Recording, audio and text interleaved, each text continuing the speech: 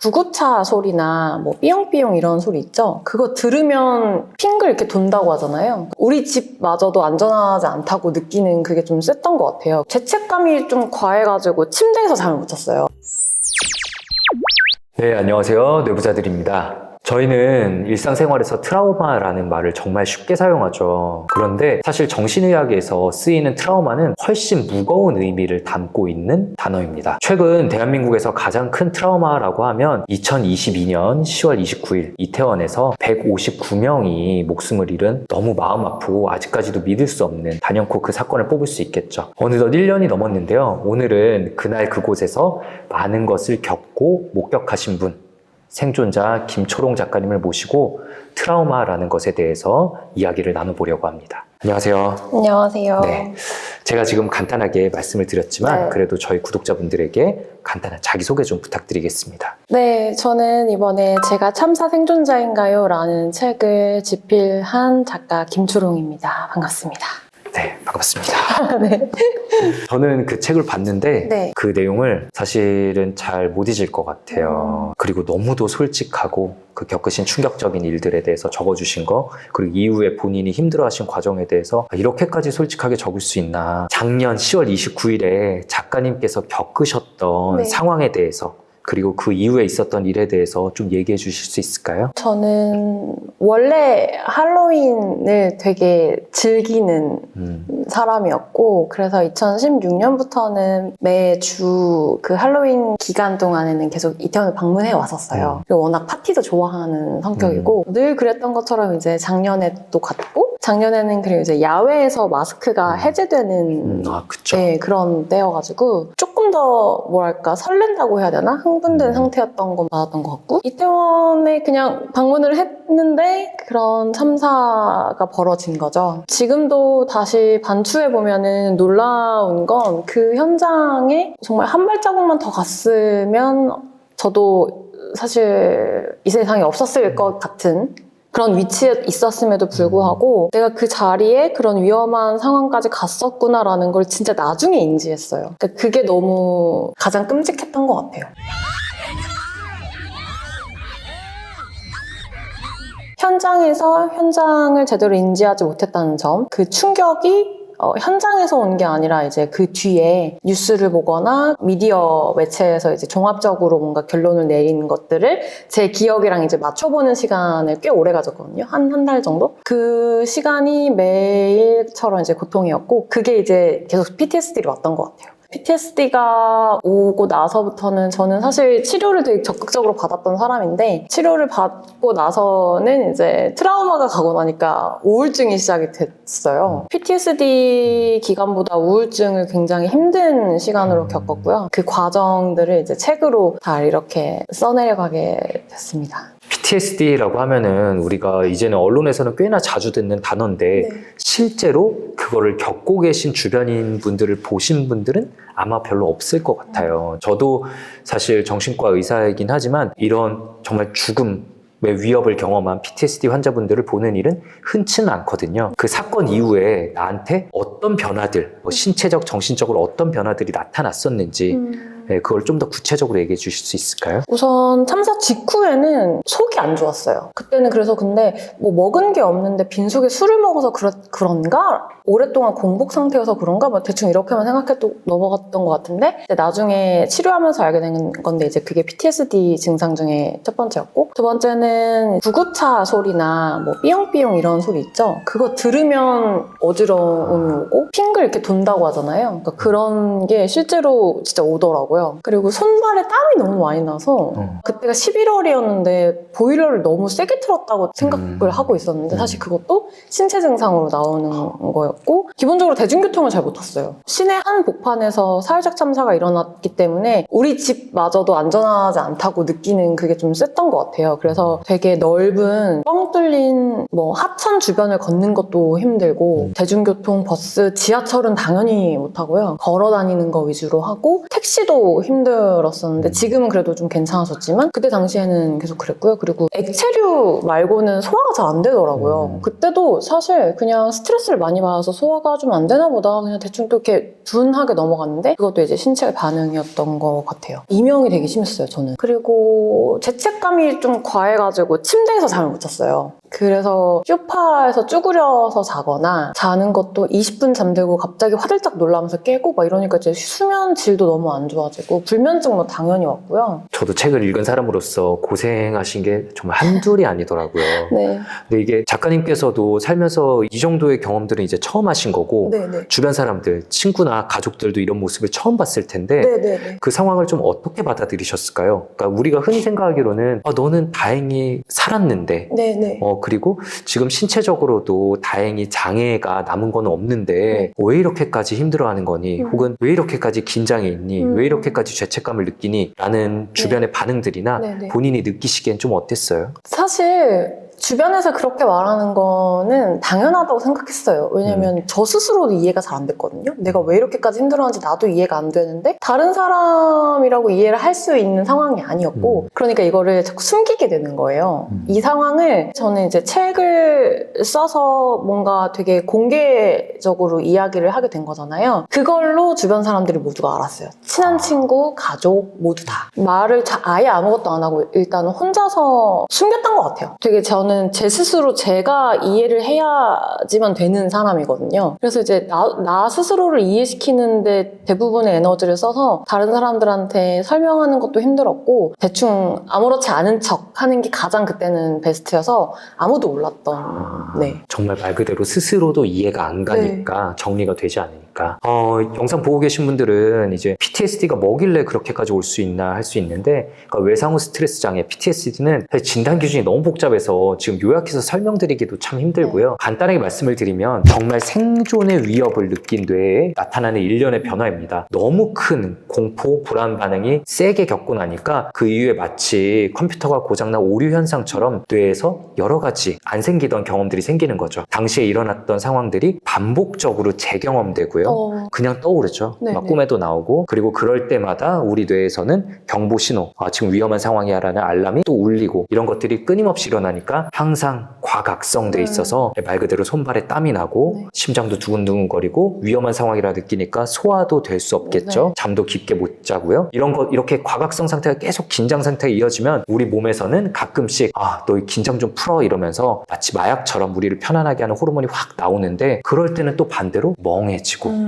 해리 현상도 겪게 되고 기억이 진짜 이상한 말인데 잘 안 나요. 심지어 다음 주에 북콘서트를 하기로 했거든요. 근데 이제 그거를 토크 콘서트 사회를 봐주시기로 한 다른 작가분이 계신데 그분이 저를 본 적이 있으시다는 거예요. 어떤 라디오에 섭외 요청이 나갔던 것까진 기억이 나는데 거기서 만났다고 하는데 제 기억엔 없어요. 그러니까 이런 게 한두 개가 아니고 되게 반복적으로 있고 그러니까 그러다 보니까 이제 그 사회적으로 약간 지탄을 받는 일도 조금 생기고 오해는 그냥 자연스럽게 따라오는 거 근데 그런 것들이 좀 힘들었던 것 같아요. 정말 아까도 말씀드렸다시피 아주 흔한 질환도 아니고 우리가 주변에 쉽게 볼 수 있는 게 아니기 때문에 이런 후유증처럼 정말 길게 나타날 수 있다는 걸 다들 모르거든요. 네네. 그러니까 오해하신 분들도 책의 내용이나 뭐 인터뷰하신 내용을 보고 무슨 사고 한 번 겪었다고 저런 것들이 생기냐 말도 안 된다라는 좀 주변에 혹은 이제 언론에 통해서 접하는 사회의 반응들도 있었을 것 같아요. 맞아요. 그러니까 그 오해를 맞서 싸울 이 에너지가 없으니까 말을 안 하게 되는 거예요. 아무렇지 않은 척하고 그래서 제가 개인적으로 제일 힘들었던 때가 4월 달에 개인적으로 좋아하던 아이돌 자살 일이 있었는데 그 일에 너무 갑자기 공감이나 감정이입이 되는 거예요. 그러니까 평소에 너무 밝았던 친구다 포커싱해서 뉴스가 나오는데 그게 이해가 되는 거예요. 그러니까 이거 말해봤자 이해할 사람들 없는 것 같고 오해만 받을 것 같으니 그냥 편한 거를 선택하는 거죠. 아무렇지 않은 척 웃는 거는 잘 할 수 있으니까 그때 조금 위험했어요. 스스로도 위험하다고 느꼈어요. 잘못된 방향으로 생각이 가고 있다. 근데 그걸 멈출 수 있는 방법을 잘 모르니까 또 그때는 또 바로 병원에 갔던 것 같아요. 네, 아까도 말씀하셨지만 PTSD를 겪고 이후에 우울증으로까지 이어지고 근데 오히려 우울증 시기에는 조금 더 이게 내가 지금 가야 될 문제구나라고 파악하시는데 조금 더 상황이 명확했을 것 같아요. 우울증 시기예요? 네. 설명이 잘 안 돼요. 그러니까 지루했어요, 삶이. 그러다 보니까 저 운전도 잘 못하거든요. 한 번도 그런 생각 안 해봤는데 갑자기 오토바이를 타보고 싶다라던가 마음이 답답하니까 빠르게 뭔가를 하고 싶다라던가 그러니까 삶이 계속 다 지루한 거예요. 사람들이 말하는 게 무슨 말인지도 잘 못 알아듣겠고 같이 있어도 나 혼자 딴 생각하고 그러니까 삶이 계속 지루해요. 그러니까 강한 뭔가를 자꾸 찾게 되는 거예요. 결국에 마지막 종착지는 알코올 의존증까지 갔던 건데 그걸 다 겪고 나니까 위험했다라는 생각이 약간 들어서 그때 또 다시 열심히 또 치료하려고 노력하고 막 그랬던 것 같아요. 저희가 오늘 PTSD라는 질환을 다루고 있는데 저는 뭐 정신과 의사가 되기 전에도 제가 이런 PTSD 환자분을 본 적이 없었다고 생각을 했고 정신과 의사가 되고 나서도 대학병원에서 만났던 몇 분 외에는 네네. 전형적인 PTSD 물론 이제 어린 시절에 가정폭력이 쌓여온 이제 복합성 PTSD, 컴플렉스 PTSD 환자분들은 많이 뵙는데 이런 단 한 번의 사고가 네. 좀 인생을 바꾼 분들은 별로 본 적이 없다라고만 생각을 해왔었어요. 언젠가 제가 문득 깨닫게 된 게 뭐냐면 저희 할아버지께서 이제 대학생일 때 6.25가 터져서 네. 학도병으로 6.25 내내 참전을 하셨다가 돌아오셨고 제가 이제 나중에 뵌 거는 당연히 이제 노인이 된 연세가 드신 할아버지의 모습만 봤지만 어릴 때 항상 할아버지의 성격이 별로 이해가 안 갔거든요. 네네. 예, 사람들과 항상 떨어져 있고 사람들과 잘 안 어울려 지내시고 짜증을 좀 쉽게 내시고 물론 저한테는 굉장히 잘해주셨지만 다른 사람들은 좀 대하기 힘들어하는 모습들도 보면서 나중에 돌이켜보니까 정말 전형적인 이제 만성 PTSD를 겪으신 거였죠. 이 만성적으로 이어지면 마치 성격처럼 굳어지게 되어버리는 맞아요. 거거든요. 작가님께서는 너무 다행히 어쨌든 많이 회복이 되셨잖아요. 지금 돌아보실 때 치료가 혹은 주변 사람들의 도움이 어떤 면들이 어떻게 도움됐다고 느끼세요? 개인적으로 문제라고 생각했던 건 사람이 고립되는 것 같아요. 그러니까 고립이 되니까 자꾸 혼자 있으려고 하고 모든 게 다 이해 안 되고 고립되면 고립될수록 더 안 좋아지는 것 같더라고요. 근데 이제 그거를 사실 초반에도 제 의지는 아니었지만 저를 아껴주는 주변 사람들이 이제 억지로 끌어당긴 거죠. 그들 곁으로. 좋은 의사 선생님을 만났고 저는 가끔 그런 얘기를 해요. 치료가 약간 구원 같은 느낌이었었어요. 뇌가 잘못 꼬여 있는데 그 꼬인 실타래를 하나씩 잘 풀어주시는 느낌이었어서 그게 아니었으면 진짜 이상한 사람으로 변했을 수도 있겠다라는 생각이 좀 들어요. 되게 정신과적인 치료가 되게 중요하구나라는 거를 그때 몸소 느끼고 막 그랬던 것 같아요. 상담도 있고 약물 치료도 있고 주변 사람들 저 책을 보니까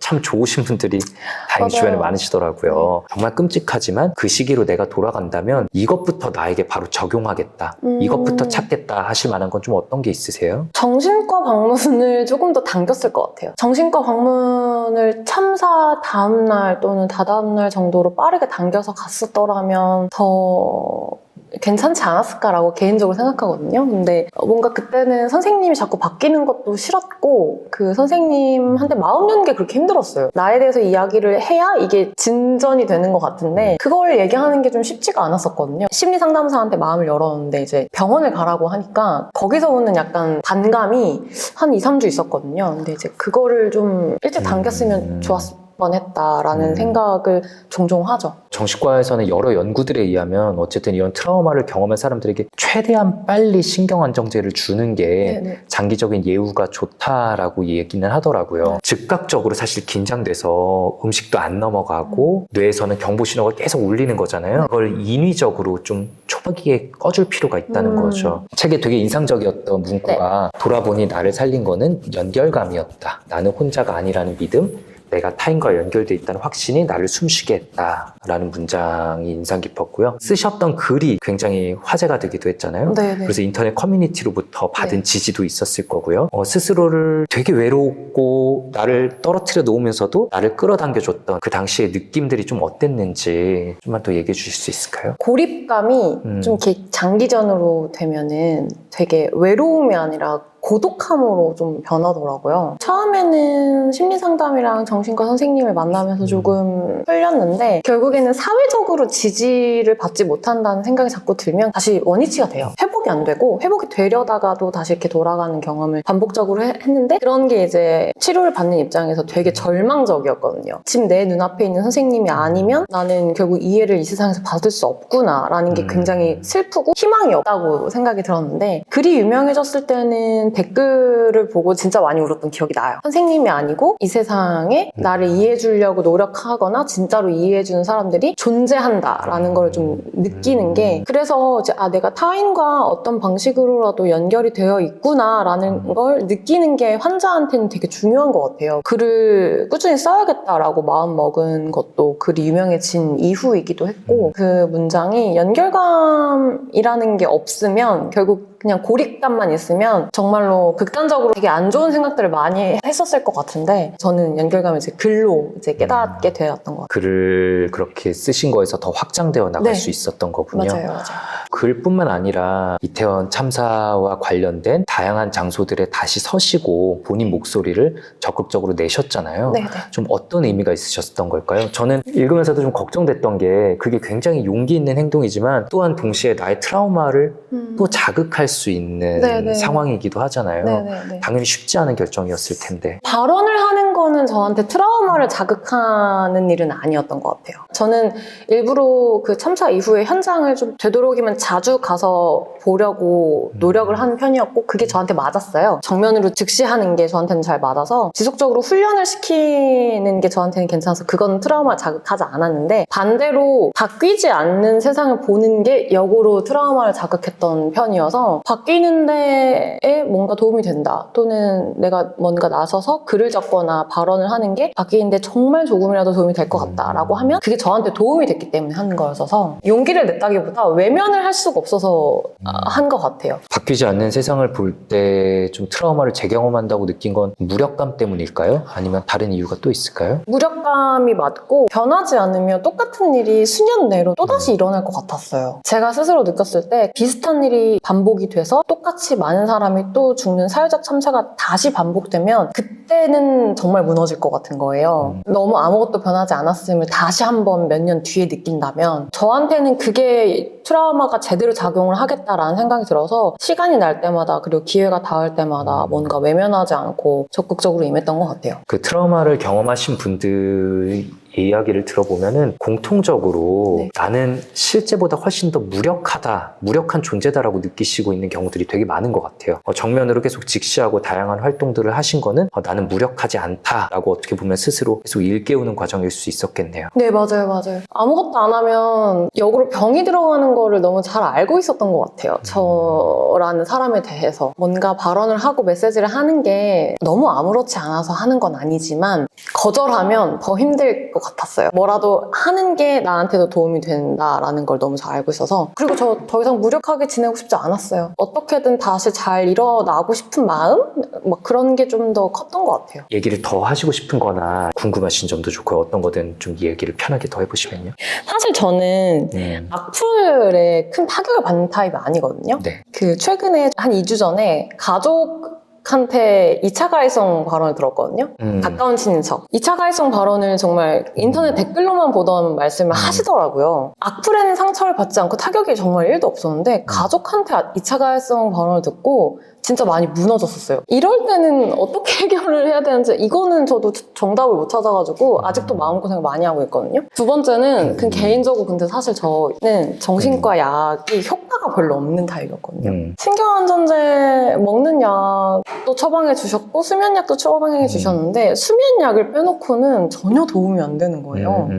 근데 또 안 먹으면은 이게 좀 그래서 땀이 그냥 좀 덜 나는 정도였고 심장이 터져 나갈 것 같은 건 그대로여서 이런 경우가 많은지 그러니까 네. 그럼에도 불구하고 그냥 약은 처방해주는 대로 먹어야 되는지 첫 번째 질문 제가 잘 답을 할 수 있을지 모르겠는데 되게 당연한 감정 아니겠어요? 너무 화가 나고 용서할 수 없고 당연한 감정이라고 생각을 하는데 우리가 정말 화가 날 때는 보통 어떻게 사람이 그럴 수가 있어? 네. 라는 마음이 있는데 사실 어떻게 사람이라는 말은 나를 기준으로 생각하고 있는 경우가 많죠. 모든 사람들이 다 자기만의 세계에 살고 있는 것 같습니다. 그 자기만의 세계가 그렇게 만들어진 거는 몰라서 그렇게 만들어진 경우도 있고 공감 능력이 그냥 너무 뒤떨어져서 그럴 수도 있고 그런 것들이 복합적으로 있을 수도 있고요. 어떻게 그럴 수가 있지? 나라면 절대 안 그럴 텐데 라는 생각으로 막 그 사람의 상황을 이해해 보려고 노력하다 보면 아무리 해도 이해가 안 되니까 결국 나 자신으로 좀 화살이 돌아오는 경우들이 많아요. 내가 뭐 그래도 뭔가 말 잘못했나? 내가 평소에 저 사람에게 뭘 잘못했으니까 이러는 걸까? 식으로 생각이 번져나는 경우가 많거든요. 그런데 정말 별로인 사람들이 세상에 많은 것 같습니다. 혹은 모르고 있거나. 그래서 지금 하시는 이런 여러 활동들이 정말 모르는 사람들에게 알려주기 위한 좋은 활동을 하고 계신 거고, 하지만 그럼에도 알아듣는 분들이 있으실 거고 계속 모르는 게 더 편하니까 남을 비난하는 분들이 있을 텐데 후자의 분들은 그냥 우리가 인생에서 최대한 안 만나야지 라고 살아야 되지 않을까 라고 생각을 합니다. 명쾌한데요? 그리고 약물 같은 경우는 저희도 한계를 느낄 때가 많아요, 솔직히. 뭐 다양한 정신질환에 있어서 한 7-80% 정도만 효과를 보실 때가 꽤 많죠. 그런데 특히 PTSD 같은 경우에는 제 경험이나 막 해리 증상을 겪고 있는 거를 빠르게 잡아줄 수는 없는 것 같아요. 너무나 큰 뇌에 오류 신호가 한번 팍 경고 신호가 뜬 거기 때문에 그거를 장기간에 걸쳐서 내가 안정적인 생활을 하면서 천천히 덧칠을 해나가는데 일상생활을 할 수 있게 좀 도와주는 거지, 이 증상들을 빠르게 없앤다, 없던 일처럼 없앤다는 아직 현대의학 기술로는 좀 많이 부족한 것 같습니다. 그래도 진정제를 꾸준히 복용을 하고 잠을 좀 더 잘 자면 긴장돼 있는 증상들이 좀 떨어지고 나갈 때 두려운 마음도 조금은 줄어들고 이러니까 일상으로 복귀하는데 약간은 더 도움이 되겠죠. 그리고 뭐 마지막으로 드리고 싶은 말씀은 이별하고 나서 제대로 애도 기간을 가져야 건강하게 회복한다는 말씀을 해주셨던 그 회차가 공감이 됐어요. 사회적 참사도 마찬가지인 것 같아요. 특정 대상에게만 있는 일이다라는 개념보다는 나에게도 또 누군가에게도 우리 모두에게도 일어날 수 있다라는 걸 인지하고 충분히 애도하는 사회가 좀 됐으면 좋겠다, 이 말씀을 유튜브에 나가면 꼭 말씀을 드리고 싶다라는 말씀을 좀 드리고 싶었습니다. 정말 너무 감사합니다.